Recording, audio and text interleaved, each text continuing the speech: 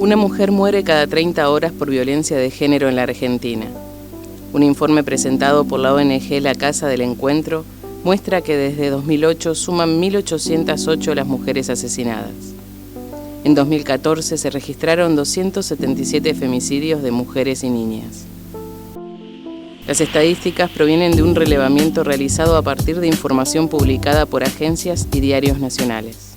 El dato que se conoce de cada 30 horas una mujer es asesinada como un femicidio, es un dato que construye la sociedad civil, que construye una organización llamada La Casa del Encuentro a partir de la revisión de las noticias en los periódicos.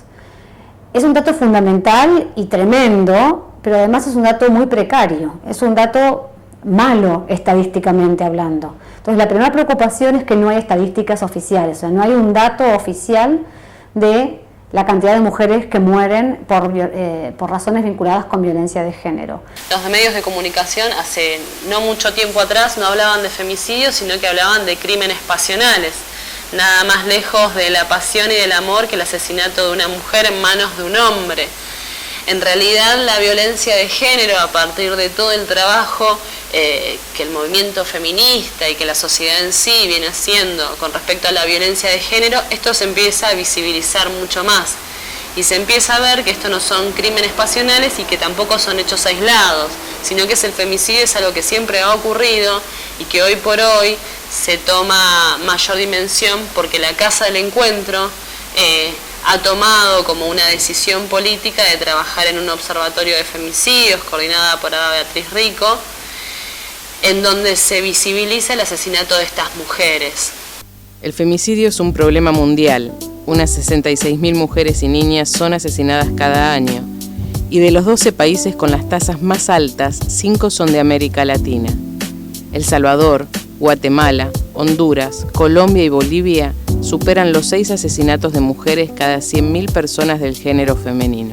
Siempre veíamos hacia España y España tenía un número altísimo, creo que nosotros lo hemos superado, pero lo que yo no veo acá es lo que sí veo en España, que hay una preocupación del Estado, hay una preocupación en los medios, es un tema en el que uno asiste a debates de una enorme seriedad, no como nos pasa a nosotros, que debatimos todo como haciendo Boca River, haciendo el ring, que todos gritan, y sobre todo que no cumplimos con lo que la ley manda.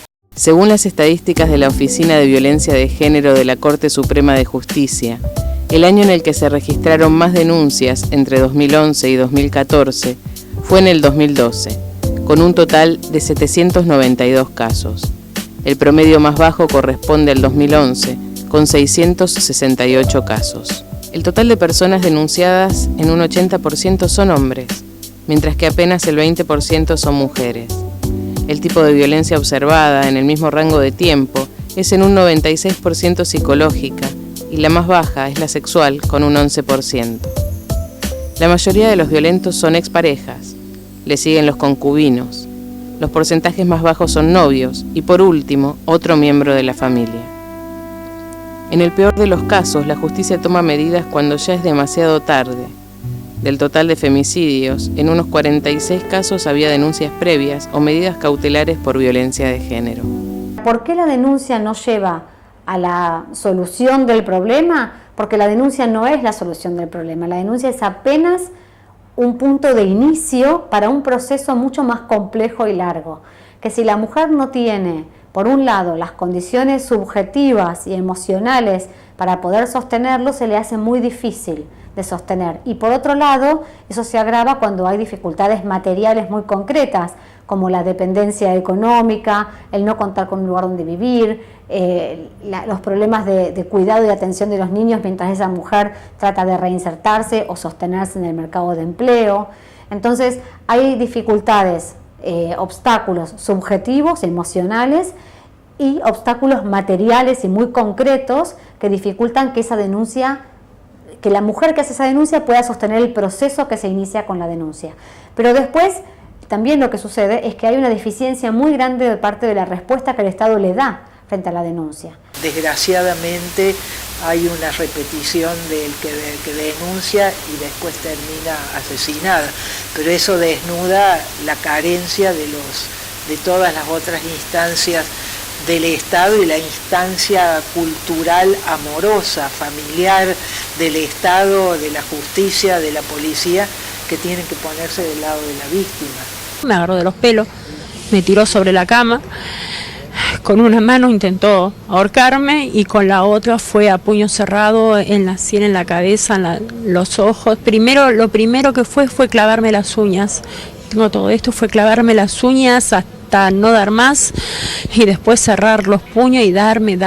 Yo sentí Soy Joana Pérez de Mar del Plata, mi expareja Mario Roberto Terren, un parapsicólogo muy conocido aquí, Mario da Costa Arcángel. Después de 6 meses de golpes e insultos, el pasado martes intentó matarme con un arma 9 milímetros, rompiéndome las costillas y perforándome el pulmón.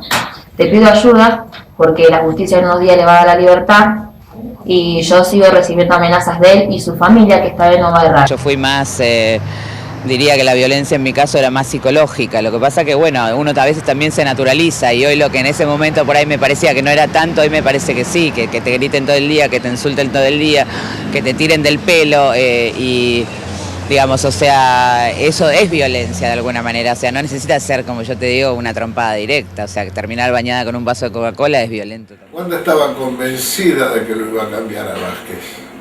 Como todas las mujeres que son golpeadas, como desde la lengua hasta el empujón, desde el cambiarte el color del pelo y la pollerita un poquito más larga, o ese vaquero tan ajustado, no, porque esto es todo violencia. Y esto lo pasan todas las mujeres que en algunos casos terminan con su vida. El caso de Wanda Tadei cobró relevancia mediática al instante, porque su pareja, Eduardo Vázquez, era baterista de Callejeros, la banda de rock conocida por el incendio en Cromañón, el 30 de diciembre de 2004, en el que murieron 194 personas y unas 1.432 resultaron heridas. Este hecho puso de relieve la gravedad del femicidio en Argentina. El 10 de febrero de 2010, Eduardo Vázquez roció a su mujer con alcohol y le prendió fuego tras una fuerte discusión. La víctima quedó con más del 50% de su cuerpo quemado. Usted, el papá de Wanda, vaya al Shock Room. El Shock Room es donde reavivan a la gente que está muy mal, puede ser del corazón o puede ser cualquier cuadro traumático muy profundo. Cuando voy al Shock Room me encuentro con que la doctora del Shock Room, la terapista, me dice: usted, señor, el papá de Wanda, sí, Wanda Tadei. Y bueno, mire, tiene más del 50% quemado, está con coma farmacológico y con respirador. Semicadáver. En los 10 días de agonía de Wanda se fueron tomando elementos de sospecha. El 21 de febrero de 2010, día de su fallecimiento, sus padres buscan un abogado y se presentan como querellantes. La justicia decide que hay falta de mérito para tenerlo detenido y para procesarlo. Vázquez iba a quedar con un sobreseimiento definitivo que su defensor ya estaba pidiendo. Allá por el mes de octubre, un médico del Hospital Santoyani, que no podía más con su conciencia, habla con su superior y le dice: era el terapista que la recibe en el Shock Room. Y el terapista escucha de Wanda que le dice: me tiró alcohol y me prendió con encendedor.